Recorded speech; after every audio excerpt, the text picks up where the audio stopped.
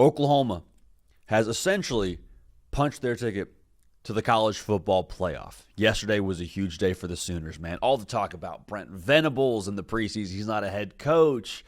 He goes 6-7 his first year. He's 6-7 his third year. What's going on with the Sooners? Do they have the right guy there? How long do you give BV? And you look up, and Oklahoma is a college football playoff team with arguably now in the preseason, according to the metrics, they were the second toughest schedule in the country behind Florida.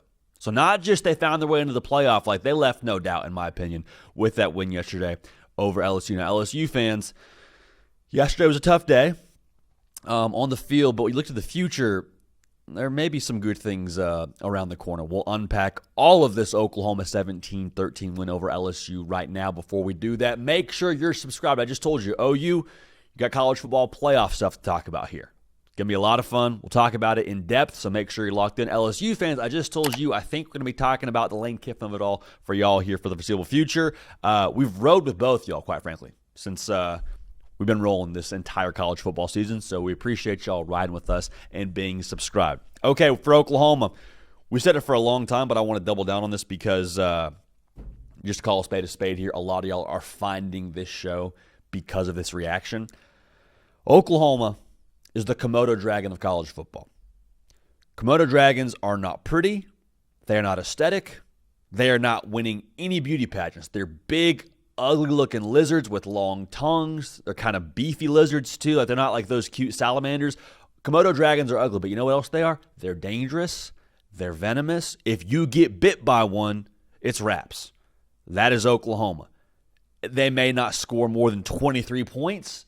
They may not have anything to write home about offensively. Their quarterback might throw 2 to 3 picks.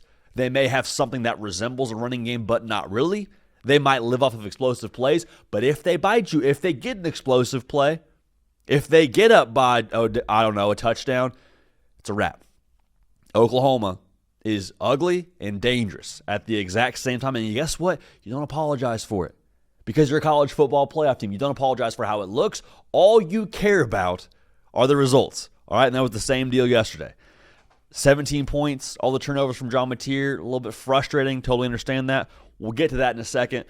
Start with the defense, though. Just at large, Brent Venables, remember the discussion we had about him when it became official? He's taken over the defense. Everyone's like, I don't know if I love that. Brent Venables, I want you to be a head coach. We really want you calling the defense. And we had this discussion on this show, and we said, if you were drafting individuals you trust when it comes to calling a defense, Brent Venables is maybe the first pick, second pick if you want to talk about Kirby Smart and who he is and his resume.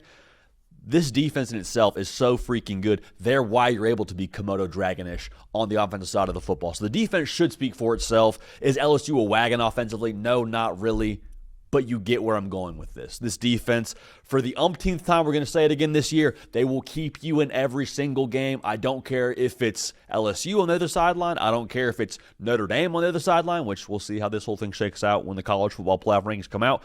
But this defense and Brent Venables and the job that he's done, you can't say enough good things about it. They take on his personality. It's intense. It's aggressive. It's gritty. It is violent. It's all those things, but at the same time, it's controlled. They don't let up a lot of big plays. Oklahoma, they are the reason you get to be the Komodo Dragonish on the defensive side of the football as an overall team because of just the overall aggression they play with on that side. Now, offensively, let's roll with this. I just get a weird sense watching Oklahoma on the offensive side, much like you do. And the reason why I feel weird is oftentimes when you see a team score 17 points, it's a personnel issue.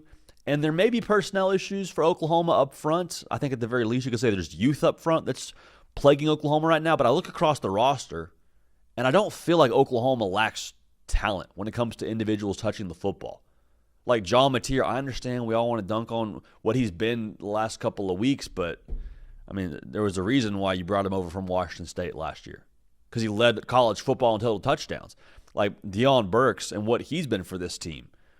Giovanni Gibson, what he's been. Like Isaiah Satania, there's individuals that when they touch the football, good things happen, but the frustration is it never really feels like you're able to get in rhythm as an offense. It feels very driving stick, but you don't know how to drive stick. Good play here, bad play here. We get going a little bit, and then we stall out, and then there's an interception, and then there's something negative that happens. Like there's no real rhythm here. But again, I will go back to this point. The fact that you have players with explosive playmaker potential, and that's how you're winning games, you don't apologize for it. Is that sustainable? I don't know. Doesn't really feel like it's sustainable, but you're a college football playoff team. So who's to say what isn't going to do for you here the rest of the way? Like, I also, to keep metaphors here, I've said this before many times on this show, I hate the Grand Canyon. It makes me nervous. The reason why, there's no railing, and if you just slip up once, slip up twice, that's it. You're off the edge. That's your life. That's kind of how it is when you play Oklahoma with what their offense is.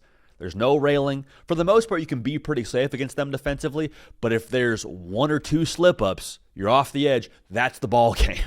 I mean, they have had touchdowns of 45, 58, and 87 in their last two games, and that's been the difference for them because of how good that defense is. It just takes one or two slip-ups with that defense and with who you have on the perimeter here within this offense and who John Mateer has proven he can be at different points in time. That's Oklahoma, man. That is Oklahoma. And so here's my recommendation if you're an Oklahoma fan. The total in this football game was 36.5. Vegas understands this Oklahoma offense, while you're still waiting for them to kind of catch their stride and get back to what they were in September with how they looked optically and rhythmically, this is kind of who they are right now. So I'd put the Baker jerseys away. I'd put the highlights of Kyler Murray away and just enjoy what this team is when it comes to results. Because I think also Ben Arbuckle, we'd all be kidding ourselves if we didn't think he was also calling his offense for who that defense is. Maybe we're not going to be quite as aggressive on 3rd and long. Because a punt, we punt it away and let that defense go cook, we're in a good spot. Like, I would focus on results. I would appreciate what the beginning of the season was with John Mateer throwing lasers against Michigan, but the reality is whether it's a thumb thing, whether it's a personnel thing, whether it's an offensive line thing, they are not going to be a unit that takes you for 40 any given game. Now, could they be that in the college football playoff? We'll see, but don't worry about the way it looks. Don't worry about the spiral. I had a quarterback coach say that when I played quarterback in middle school and high school. Just get the football there. Put it in the right spot. Get it there on time. If it's a spiral, that's a bonus. If you score 30, Oklahoma, that's a bonus. But you've won scoring 23, 17, and 17 the last 3 games. Don't worry about the spiral. You're a college football playoff team. This is kind of who you are, and who you are has beaten Tennessee at their place, Alabama at their place, and walked the tightrope the last 2 weeks against Missouri and LSU. Don't worry about the spiral, okay?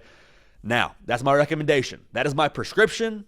Put away those jerseys, put away the Heisman Trophy memories of those awesome quarterbacks you've had, and just enjoy what you have right now. Now, with that being said, I'm trying to fight my better judgment to not say this, but we're going to roll with it.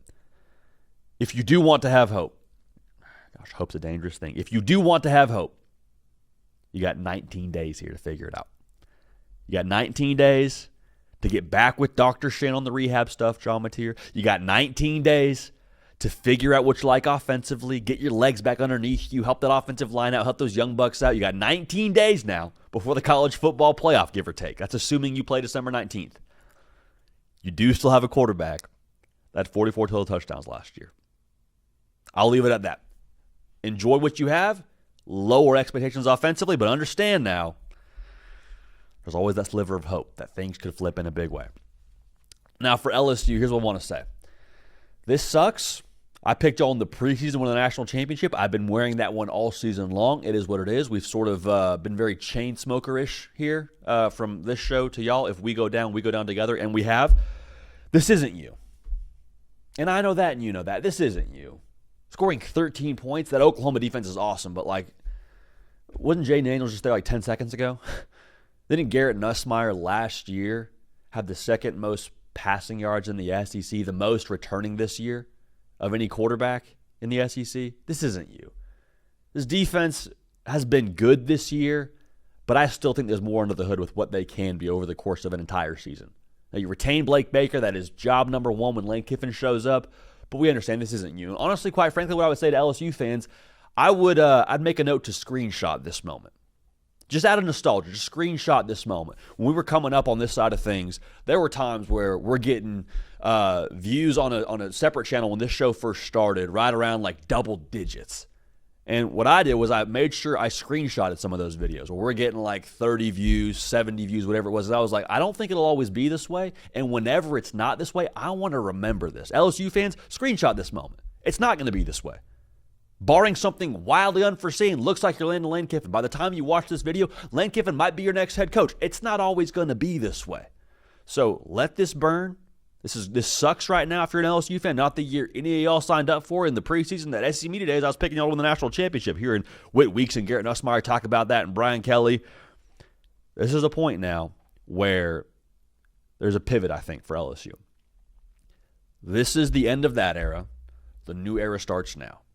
So hit the reset. Again, screenshot this mentally, emotionally, maybe literally, however you want to do this.